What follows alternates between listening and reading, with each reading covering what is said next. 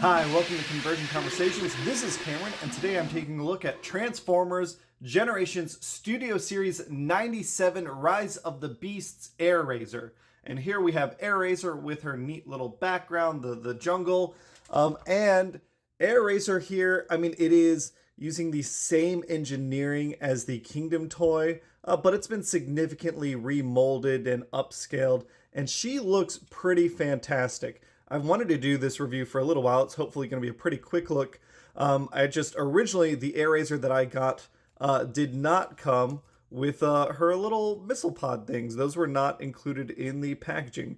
Hannah for Christmas got me a new one, which I really appreciate. So now we can see her in all her glory. And again, I really like these colors. It's a little bit more based off her Kingdom toy than the Rise of the Beasts design. For example, it's missing a piece that would cover up the chest that would show kind of her like metallic chest rib cage thing. But the colors look wonderful. I like this base plastic, this nice tan base plastic. It helps accentuate the bronze and these silver paint details. That looks really, really nice. This like greenish gold here we have on her arms and her missile launchers looks really good. There we have, a really good bird head sculpt. I like that a lot. Again, a little more silver. The eyes picked out in that greenish gold. And we've got these feathers on her wings.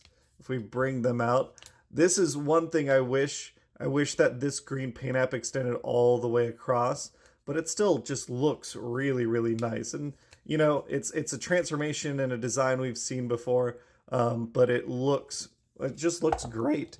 I think in beast mode, she's one of my favorites. To compare her, we do have here is the Kingdom Airazor, so we can see kind of two very different sized birds here.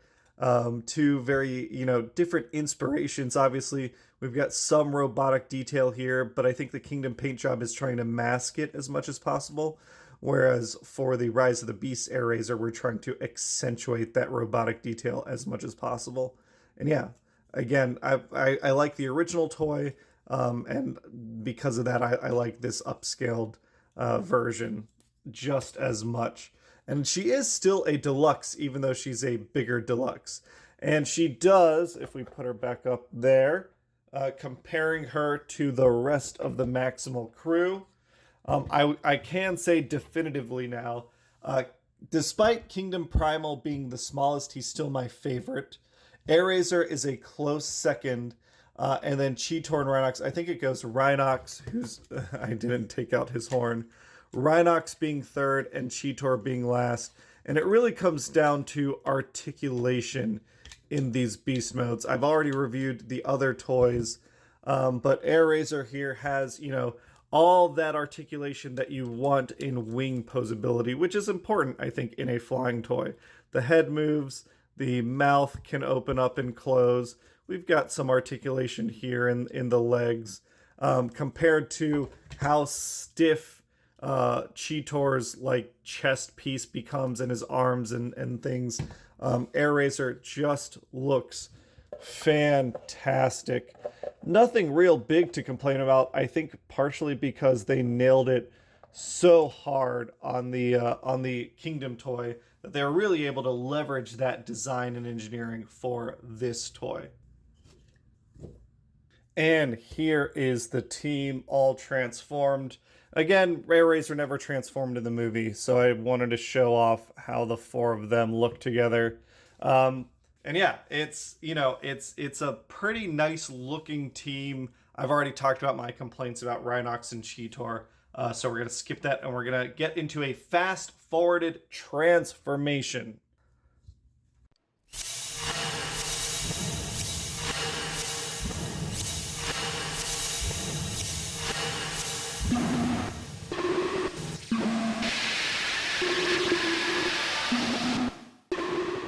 And here is Rise of the Beasts Airazor in her robot glory. It is a shame we never got to see anything like this in the movie. I want to start out with what I think is a really cool interpretation of the Airazor head from Beast Wars, a reinterpretation for the movie. I really like her crest, that in this case now is like almost a set of goggles. The gold and silver paint looks really well. She's got like really cool spiky, I guess, feathers or hair feathers, whatever you want to call it. Again, dropping down to her chest, this is very much similar to Airazor in Beast Wars. Slightly different shoulder design, a bit more mechanical detail. We've got a really, really subtle Maximal logo over here that you can see kind of glinting in the light. Her missiles are shaped a little differently. Her lower legs are a little different. I kind of like, not kind of, I really like the feather details that fill out her legs. It kind of makes her like, looks like she has bell bottoms, which I think looks really, really neat. I wish her knees were a little stiffer. That's a little unfortunate. But again, we have the same sort of wing colors. No real new colors in this mode. We have all the same articulation we've seen previously on the Kingdom figure. The head is on a ball joint. It is a little stiff in terms of it can't go back as far due to the way the head sculpt is. The arms can 360, you just got to get around the wings. They can go out that far. Bicep swivel, elbow joint. There is wrist jointage because of her transformation. There is a waist joint here. We saw the legs can go out full Van Damme. They can kick up no problem. They can kick back, and you just got to move and disengage the tail feather for them to kick back. There is a thigh swivel as well as a nice deep knee bend here. And then she's got ankle tilt. So yeah, good articulation on this mode. It is a little unfortunate that she's loose, but that's like my biggest complaint.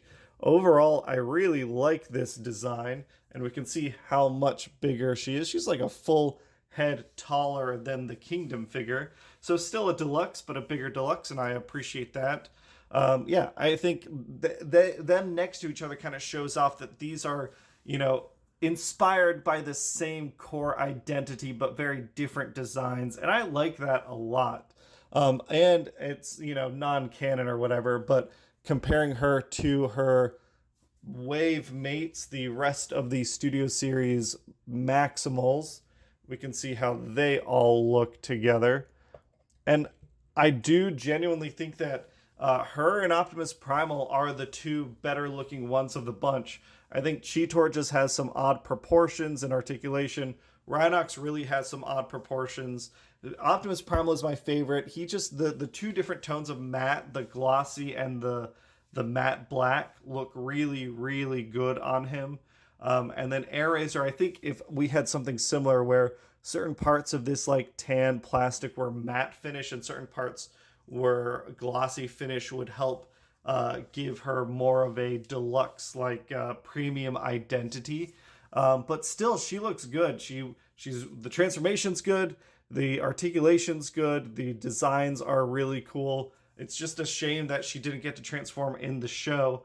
But overall, if you can find her, I think I've seen her go online for like $15, which is a great deal. It's, you know, out of them, it's the best value. So I highly recommend you pick her up if you can. That's it for today's review. Thanks everyone for checking it out, and catch you on the next one. Bye!